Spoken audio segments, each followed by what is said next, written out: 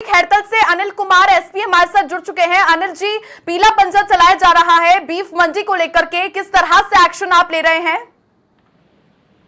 देखो, ये जो घटना हुई है इसके ऊपर सभी गवर्नमेंट के निर्देश है, जीरो टॉलरेंस नीति के ऊपर हम लोग काम कर रहे हैं इसमें।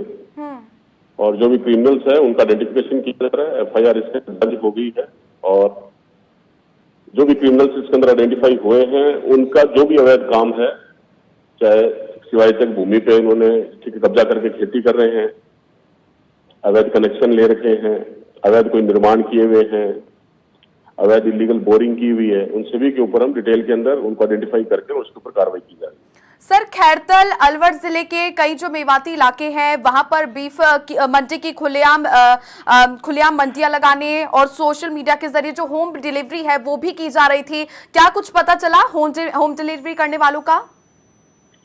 अभी इसमें हमारी जांच जारी है, इसमें एफआईआर हमने कर ली है और ऐसे जितने भी लोग हैं पूरे क्षेत्र में उनका चिन्हीकरण का कार्य चल रहा है और जल्द ही सभी को चिन्हित करके उन पर एक्शन किया जाएगा। आपने कई ऐसे गांव भी चिन्हित किए थे जो कि इस मामले में पूरे कई लोग लिप्त थे, गांव में आप पहुंचे लेकिन गांव में कुछ लोग पाए नहीं गए जो इसमें लिप्त थे, उनको लेकर की क्या अपडेट? हाँ, जो लिप्त थे उनमें से कुछ लोग उसमें फरार हुए हैं लेकिन उनका आइडेंटिफिकेशन हो चुका है कि ऐसे कौन लोग थे और अभी हमारी टीमें लगी हुई है और ये ऑपरेशंस लगातार चलेंगे आने वाले दिनों में। जी सर, और जिस तरह से वीएचपी के विश्व हिंदू परिषद के भी कार्यकर्ता हो गए, बीजेपी के कई कार्यकर्ता हो गए, वो भी लगातार शिकायत दर्ज करवाते थे इस बीफ मंडी को लेकर के, लेकिन एक्शन नहीं लिया जाता था। उस पे जो आईजी साहब द्वारा उस पर एक्शन किया गया है और जो भी ऐसे लोग हैं अगर कोई यहाँ से गलती हुई है तो उसकी जांच एडिशनल एसपी साहब कर रहे हैं और जो भी होगा अगर किसी की मालाफाइड इंटेंशन है, किसी की गलती में, तो उस पर बिल्कुल कार्रवाई होगी। सर, जिन लोगों को आपने गिरफ्तार किया है लगभग उनकी उम्र कितनी बताई गई है? अभी तो हमने कुछ लोगों को डिटेन किया हुआ है, अभी उनकी डिटेल हम ले रहे हैं। उम्र वही अभी 20 साल से लेकर 50 साल तक हैं लोग। ठीक है सर, आपको कुछ हथियार मिले जहां पर ये पूरा जीरो टॉलरेंस की नीति पर आप लोग भी काम कर रहे हैं? अभी हमारी टीमें लगी हुई है, उस एरिया को हम लोग पूरा कॉर्डन ऑफ करके सर्च चल रहा है हमारा, ड्रोन से भी हम उस पूरे एरिया की सर्चिंग करवा रहे हैं। ठीक है सर, हमारे सहयोगी स्वप्निल भी जुड़े हुए हैं। स्वप्निल, आप सर से सवाल कीजिए।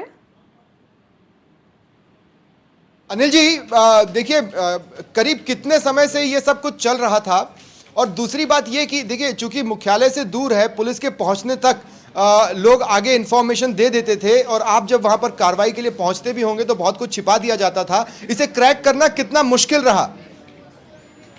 देखो, मुश्किल है क्योंकि लॉजिस्टिक्स इश्यूज आते हैं, इंफॉर्मेशन होने में, टीम्स बनाने में, उनको इकट्ठा करने में बिल्कुल चैलेंजेस हैं, लेकिन राजस्थान पुलिस इसमें कैपेबल है और आने वाले दिनों में ऐसे सभी को हम चिन्हित करके उनके ऊपर कड़ी कार्रवाई करेंगे।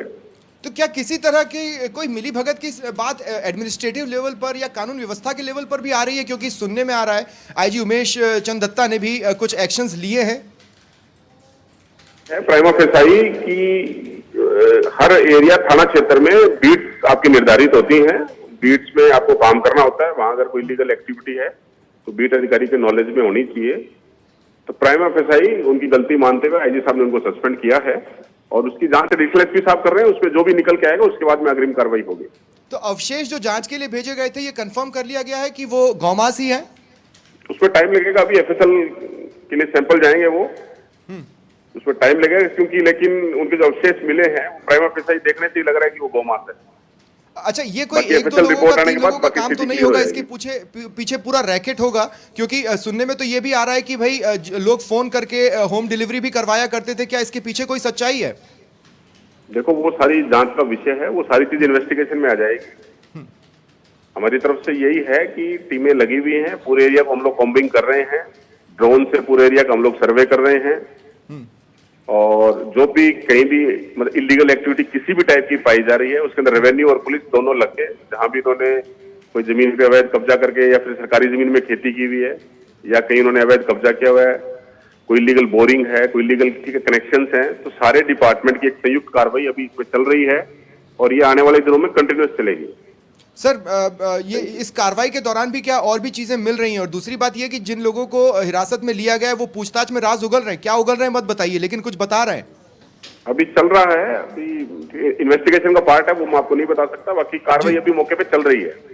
जी थैंक यू। तो अभी भी जैसे जैसे बुलडोजर आगे बढ़ रहे हैं या जैसे जैसे पीला पंजा चल रहा है, क्या और भी चीजें वहां पर निकलकर सामने आ रही हैं? क्योंकि रेत के टीले बना दिए जाते थे गौमांस को छुपाने के लिए, गड्ढा खोदकर मिट्टी भर दी जाती थी गौमांस रख चीजों को छुपाने के लिए, तो वो चीजें अभी भी सामने आ रही हैं? क्या उन्हें भी जांच के लिए भेजा जा रहा है? चीज आएगी, निकलेगी तो वो हम आप लोगों के सामने रखेंगे। अभी मौके पे टीमें हमारी काम कर रही हैं।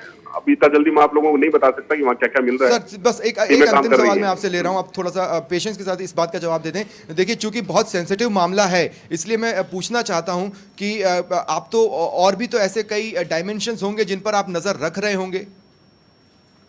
बिल्कुल, हम पूरे क्षेत्र में इस टाइप के जो भी लोग हैं उनके चिन्हीकरण की कार्रवाई हम लोगों ने चालू कर दी है। उनकी हम लोग लिस्टिंग कर रहे हैं। आने वाले दिनों में ये एक्शन आपको पूरे एरिया में दिखेगा। इस तरह की इलीगल एक्टिविटी को बिल्कुल बंद किया जाएगा। Thank you. आपको लगता है कि इसके जरिए गौ तस्करी का कोई बड़ा रैकेट भी खुल सकता है?